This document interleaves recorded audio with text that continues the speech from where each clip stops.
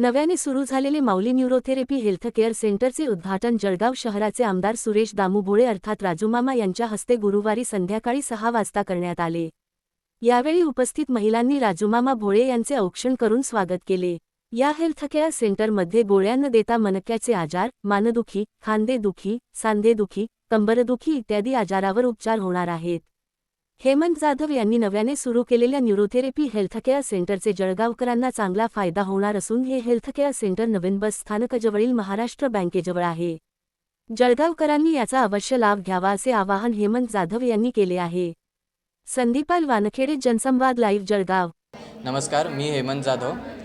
आज आपल्या शहरामध्ये माऊली न्यूरोथेरपी हेल्थ केअर याचं उद्घाटन झालं आहे। न्यूरोथेरपीच्या माध्यमातून आपण पेशंट्सपर्यंत बिना गोळ्या औषधींचा वापर करता उपचार करणार आहोत।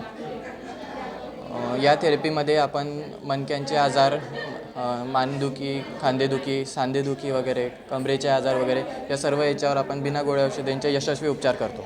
आपलं क्लिनिक जळगाव शहरामध्ये महाराष्ट्र बँकेजवळ, नवीन बस स्टँड, जळगाव।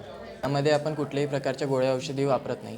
जे केमिकल्स आपण गोळ्या औषधींच्या रूपात बाहेरून घेतो ते आपल्या शरीरात स्वतः बनवल्या जातात।